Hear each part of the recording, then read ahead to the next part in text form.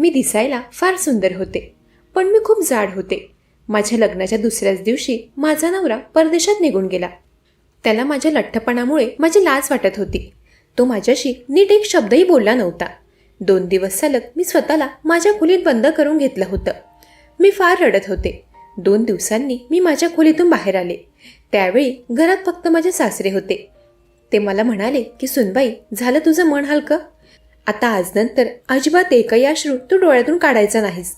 लग्नानंतर प्रत्येक बायकोला वाटत असतं की तिच्या नवऱ्याने तिला वेळ द्यावा, पण अनिल जरा चिडक्या स्वभावाचा आहे. त्याला कधीही कुठल्याही गोष्टीचा राग येतो. तो लवकरच घरी परत येईल, तू काळजी करू नकोस, असं बोलून माझ्या सासऱ्यांनी माझ्या डोक्यावर हात ठेवला. मला सासूबाई नव्हत्या. 10 वर्षांपूर्वी त्यांना देवआज्ञा झाली होती. अनिल सासरी बुवांचा एकुलता एक मुलगा होता. माझ्या सासरी पैशांची कमी नव्हती. मी एवढी जाड असूनही मला एवढं चांगलं स्थळ मिळालं होतं. याआधी तर 10-15 स्थळांनी माझ्या जाड शरीरामुळे मला नकार दिला होता. माझ्या माहेरी माझी मामी माझ्या लठ्ठपणामुळे अनेक वेळा मला टोमणे देत असायची. पण माझ्या नशिबाने त्या सगळ्या लोकांच्या तोंडावर नकळत एक चापट मारली होती, जे माझ्या जाड शरीराची मजाक उडवायचे व माझं कधी लग्नच होणार नाही असं मला बोलत असायचे. अचानक माझ्या नशिबाने चांगली धाव घेतली होती. अतिशय देखण्या हँडसम मुलाशी माझं लग्न झालं होतं. पण लग्नाच्या दुसऱ्याच दिवशी माझं नशीब पुन्हा कोलमडून पडेल असं मला कधीच वाटलं नव्हतं. पुढे माझ्यासोबत जे काही होणार होतं याचा मला अंदाजही नव्हता. लग्नाच्या दुसऱ्याच दिवशी माझा नवरा मला सोडून परदेशात निघून गेला. त्याने लग्नाचे माझ्यासोबत काही क्षणही घालवले नव्हते. माझा नवरा मला सोडून गेल्यानंतर माहेरी निघून जाण्याचा विचार माझ्या डोक्यात आला होता, पण मी तसंही करू शकत नव्हते. माहेरी माझे सावत्र वडील होते. माझ्या सावत्र बापाची माझ्यावर वाईट नजर होती. हे आईला लग्नाच्या काही दिवसातच समजलं होतं. त्यामुळे तिने मला त्यांच्या वाईट नजरेतून वाचवण्यासाठी मला तिच्या माहेरी ठेवलं होतं. तिथेही मामाचं लग्न झाल्यानंतर मामीने मला अगदी परक्या व्यक्तीप्रमाणे वागवलं होतं. मी त्या घरातून कधी निघेल हाच विचार ती करत असायची. माझं लग्न झालं तेव्हा तिने सुटकेचा निश्वास सोडला असेल. आता या परिस्थितीत मी माझ्या माहेरी आईकडे व मामाकडे दोघांकडेही जाऊ शकत नव्हते. सासरीबुवा तर मला कधीच जा म्हणाले नव्हते. आता नाईलाजाने मला माझ्या नवऱ्याची वाट पाहत तिथे थांबावं लागणार होतं. अनिल मला सोडून गेल्याच्या 2 दिवसांनी माझे सासरे माझ्याशी बोलायला आले. गेल्या 2 दिवसांपासून ते मला अगदी शांत शांत पाहत होते. ते म्हणाले, सुनबाई, तू अजिबात काळजी करू नकोस. मीच तुला माझ्या अनिलसाठी निवडलं आहे. तुला बघता क्षणी तू मला आवडली होतीस, पण माझा मुलगा असं वागेल याची मला जराही कल्पना नव्हती. तुला जर बारीक होण्याची इच्छा असेल तर मी तुझी मदत करायला तयार आहे. मला तर माझ्या नवऱ्याचं प्रेम मिळवण्यासाठी बारीक व्हायचं होतं. सासरीबुवा जसं म्हणत होते तसं मी करायला तयार झाले. सासरीबुवांनी मला रोज रात्री एक इंजेक्शन देण्यास सुरुवात केली. ते इंजेक्शन घेतल्याने मी लवकरच बारीक होईल असं मला सासरीबुवांनी सांगितलं होतं. रोज रात्री माझ्या खोलीत येऊन ते मला इंजेक्शन देत असायचे व सकाळी ते माझ्याकडून व्यायाम करून घेत असायचे. अनिलसाठी घरात जिमही होती. सासरीबुवाही रोज सकाळी जिममध्ये व्यायाम करायचे. याआधी मी जिममध्ये कधी गेले नव्हते. सासरीबुवा मला जिममधील एक एक इन्स्ट्रुमेंट चालवायला शिकवत होते. व्यायाम शिकवत असताना ती माझ्याशी बऱ्याच गप्पा करायचे. आता माझी मदत करणारे व मला समजून घेणारे त्या घरात सासरीबुवा एकमेवच होते. असेच दिवस जाऊ लागले. बघता बघता पूर्ण 1 आठवडा उलटून गेला, पण अनिल अजूनही घरी आला नव्हता. तो तर माझा फोनही उचलत नव्हता. असंच एके दिवशी मी सकाळी उठले तेव्हा मला माझ्या शेजारी कोणीतरी झोपल्याचे निशाण दिसले. काही दिवस मी त्या गोष्टीकडे दुर्लक्ष करत राहिले, पण आता तर मला रोज वेगवेगळ्या खुणा दिसू लागल्या होत्या. एकदा रात्री मी झोपले की मला दुसऱ्या दिवशी सकाळी जाग येत असायची. रात्रीचं मला काहीही आठवत नव्हतं. सकाळ सकाळी सासरे मला उठवण्यासाठी माझ्या खोलीत यायचे. त्या दिवशी सकाळी माझे सासरे दरवाजा न वाजवता माझ्या खोलीत आले. मी तेव्हा अगदी गाढ झोपेत होते. त्यांच्या आवाजाने मी उठले. सासरीबुवा माझ्या खोलीतून बाहेर जाताच मी जिम सूट घालून बाहेर आले. मी जिममध्ये गेले त्यावेळी माझ्या सासऱ्यांचा अर्धा व्यायाम झाला होता. त्या दिवशी त्यांनी मला एक नवीन व्यायामाचा प्रकार शिकवला. ते मला तेव्हा त्यांच्या व सासूबाईंच्या काही आठवणी सांगत होते. खूप कमी वयात सासूबाई त्यांच्यापासून लांब झाल्या होत्या, पण त्यांनी त्यांच्या त्या दुःखाला स्वतःवर जास्त हावी होऊ दिलं नव्हतं. त्यांनी स्वतःची, अनिलची आणि त्यांच्या घराची अगदी व्यवस्थित काळजी घेतली होती. आणि सुनबाई आल्यानंतरही त्यांचा तो दिनक्रम चालूच होता. ते स्वतःच्या फिटनेसची फार काळजी घ्यायचे. त्या दिवशी त्यांनी मला थोडाच वेळ व्यायाम करायला सांगितलं होतं. ते म्हणाले की सुनबाई, तुला अनिलची फार आठवण येते असं मला वाटते. अचानक सासरीबुवा असं का बोलू लागले मला काही समजत नव्हतं. असो, मी घरात जास्त बोलायचे नाही म्हणून त्यांना वाटत असावं की मी अनिलच्या आठवणीत आहे. त्या रात्री सासरीबुवा मला बारीक होण्याचं इंजेक्शन देण्यासाठी आले. त्याचसोबत त्यांनी मला एक ज्यूसही प्यायला दिलं होतं. ते म्हणाले, या ज्यूसनेही तुझ्या शरीरावर खूप फरक पडेल. मी तो ज्यूस प्यायले आणि मग त्यानंतर झोपी गेले. आज पुन्हा सकाळी उठल्यावर कोणीतरी मला माझ्या बाजूला झोपल्या असल्याचे निशाण दिसले. मला तर काय होत आहे ते कळतच नव्हतं. सतत विचारात असल्यामुळे तो माझा भ्रम आहे असंच मला वाटत होतं. म्हणून मग मी त्या दिवशी त्या गोष्टींकडे दुर्लक्ष केलं. आज मी व्यायाम करू शकणार नव्हते कारण मला जरा अस्वस्थ वाटत होतं. सासरेबुवा मला व्यायाम करण्यासाठी बोलवायला आले तेव्हा मी त्यांना म्हणाले की माझं डोकं जरा जड झाल्यासारखं वाटतंय, मी आज व्यायाम करू शकत नाही. तेव्हा त्यांनीही मला जास्त आग्रह केला नाही. काही वेळाने मला माझ्या आईचा फोन आला होता. ती माझी विचारपूस करत होती.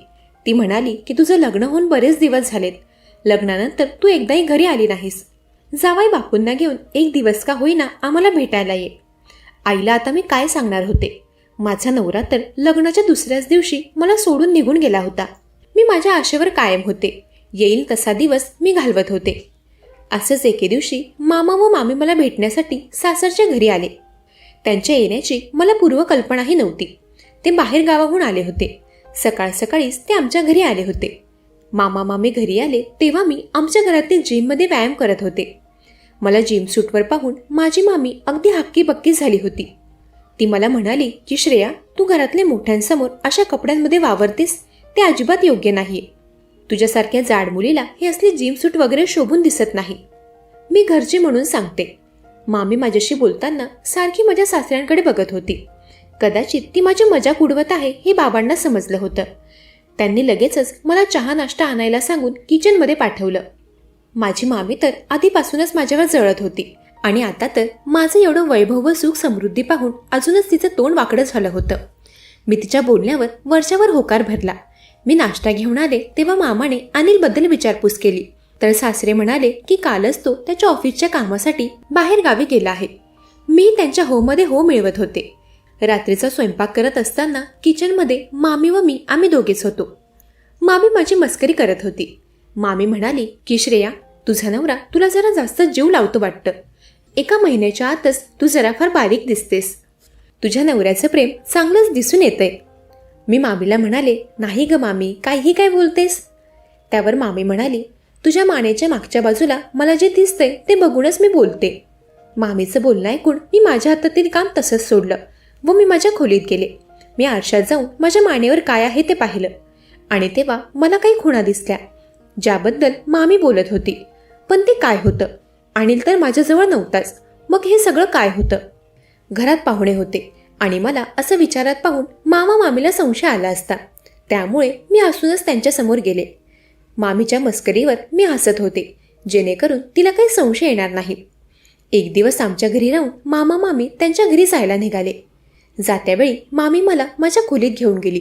ती मला म्हणाली की श्रेया, तुझा नवरा घरी येत नाही तोपर्यंत जरा जपून राहा. कालपासून मी बघते तुझे सासरे मला तुझ्या अवतीभोवतीच दिसत आहेत. रात्री मी जेव्हा पाणी पिण्यासाठी उठले होते तेव्हा मला तुझे सासरे लपून तुझ्या खोलीतून बाहेर येताना दिसले. तू जरा जपूनच राहा. मामीचं बोलणं ऐकून मी विचारात पडले होते. सासरेबुवा रात्री माझ्या खोलीत येऊन काय करत असतील आणि ते खोलीत आले तरीही मला जाग कशी आली नाही. कदाचित सासरेबुवांची जी नजर मला दिसत नव्हती ती माझ्या मामीने एकाच दिवसात ओळखली होती. सासरेबुवा मला जे इंजेक्शन देत होते व ज्यूस देत असायचे कदाचित त्याने मला झोप चांगली येत होती. पण माझा लठ्ठपणा त्याने जास्त काही कमी झाला नव्हता. आता मला माझ्या सासऱ्यांवर लक्ष ठेवायला हवं. त्या दिवशी रात्री सासरेबुवांनी मला देण्यासाठी इंजेक्शन व ज्यूस बनवलं होतं. ते कधीच माझ्यासमोर ते ज्यूस बनवत नसायचे. इंजेक्शनही ते त्यांच्या खोलीतून भरून आणायचे. ते ज्यूस व इंजेक्शन घेऊन माझ्या खोलीत यायला निघाले होते. पण तोच त्यांचा मोबाईल फोन वाजला. आज देवही माझी साथ देत होता असं मला वाटत होतं. सासरेबुवा डायनिंग टेबलवर इंजेक्शन व ज्यूसचा ग्लास ठेवून त्यांच्या खोलीत त्यांचा मोबाईल घेण्यासाठी गेले. तोच मी इकडे ते इंजेक्शन व ज्यूसचा ग्लास बदलवला. सेम त्याच रंगाचं ज्यूस मी तिथे बनवून ठेवलं होतं व त्यांनी बनवलेले इंजेक्शन मी कचऱ्यात फेकून दिलं. मी ठेवलेल्या इंजेक्शनमध्ये मी साधं ग्लुकोजचं पाणी भरलं होतं. ती आदलाबदली करून मी माझ्या खोलीत निघून गेले. आज जाऊन मी रोजच्यासारखी वावरत होते. पुढच्या काही मिनिटातच माझे सासरे खोलीत आले. त्यांनी मला ते ज्यूस प्यायला दिलं व इंजेक्शनही त्यांनी मला दिलं. त्यानंतर ते खोलीतून बाहेर गेले. काही वेळाने ते पुन्हा माझ्या खोलीत आले. मी गाढ झोपेत आहे हे पाहून सासरीबुवांनी दरवाजा लावला.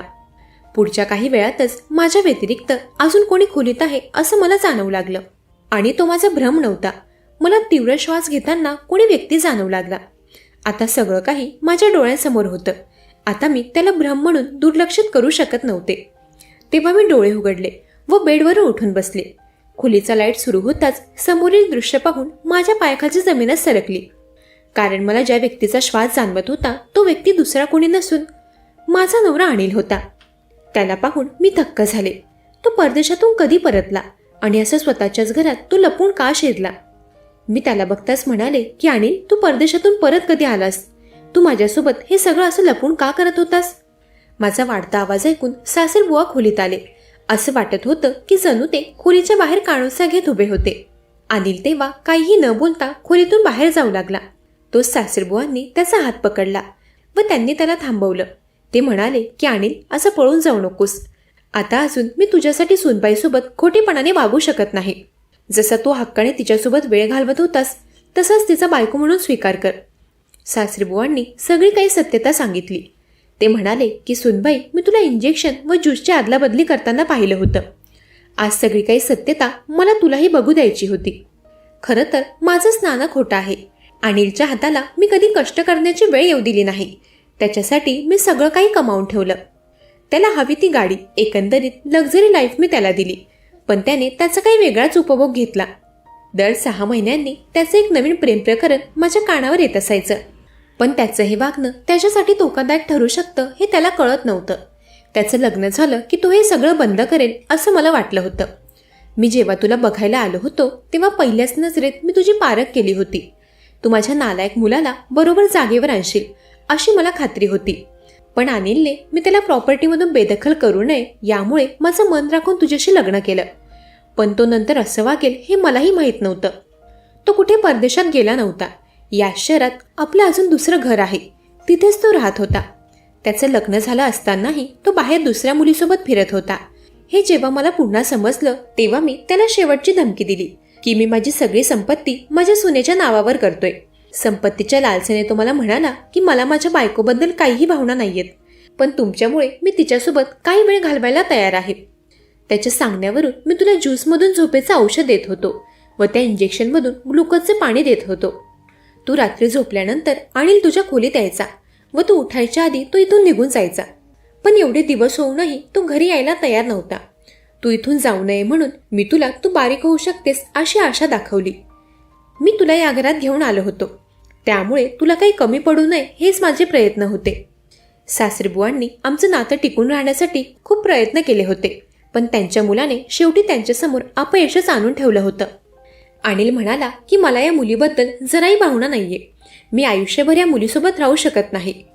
मी ज्याच्या प्रेमासाठी बारीक होण्याचा प्रयत्न करत होते त्याला माझी जराही किंमत नव्हती. आता मी कायमची त्याच्या आयुष्यातून निघून जाण्याचा निर्णय घेतला होता. दुसऱ्या दिवशी सकाळी मी माझी बॅग घेऊन कायमची त्या घरातून निघाले. माझे सासरेबुवा वारंवार मला थांबवत होते. मी त्यांना म्हणाले की बाबा, ज्या व्यक्तीसाठी मी या घरात आले होते त्यालाच मी नकोय, मग या घरात राहून मी करू तरी काय? बाबा, मला माफ करा, मी आता इथे नाही राहू शकत. सासरेबुवांनाही माझ्या बोलण्याचं गांभीर्य लक्षात आलं होतं. त्यांनी मला नंतर थांबवलं नाही. मी निघत असताना त्यांनी पुन्हा मला थांबवलं. ते अनिलला म्हणाले की सुनबाईला बस स्थानकावर सोडू नये.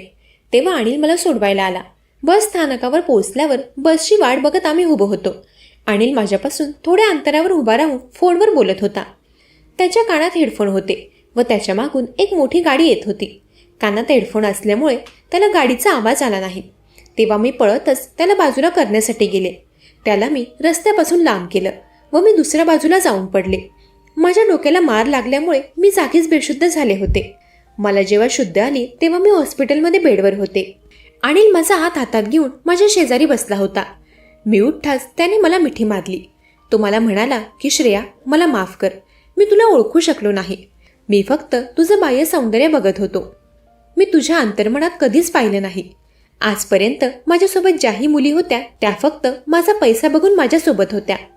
पण मी तुझ्याशी एवढं वाईट वागूनही तू माझा जीव वाचवण्यासाठी तुझा जीव धोक्यात घातलास. खरं प्रेम काय असतं याची जाणीव तू मला करून दिली आहेस. मी तुझ्यासोबत नसताना देखील तू माझ्यावर प्रेम करत राहिलीस. आज मला माझं खरं प्रेम मिळालं आहे. I love you Shreya. मला इथून पुढे माझं आयुष्य तुझ्यासोबतच घालवायचं आहे. भगवान के घर देर है अंधेर नाही. माझं प्रेम अनिलला दिसलं होतं. माझ्या प्रामाणिकपणाचं फळ मला मिळालं होतं. माझ्या नवऱ्याने माझा बायको म्हणून स्वीकार केला. हे पाहून माझे सासरे फार खुश होते. आपले मुलं खुश त्यातच आईबाप खुश असतात. पुढच्या 2 वर्षात आम्हाला एक गोंडस मुलगी झाली. सासरीबुवा त्यांच्या नातीमध्येच फार रमून गेले होते. माझा व अनिलचा संसार अगदी आनंदाने भरलेला होता. अनिल अगदी संसारिक माणूस आता झाला होता. मुलगी झाल्यापासून तो अजूनच जबाबदार माणूस झाला होता. मंडळी, एखाद्याला त्याच्या शरीरावरून कधीच पारखू नका. खरं प्रेम हे शरीर पाहून नाही तर मनावर होत असतं. मंडळी, कशी वाटली ही कथा? ऐकत रहा मनाचे बोल.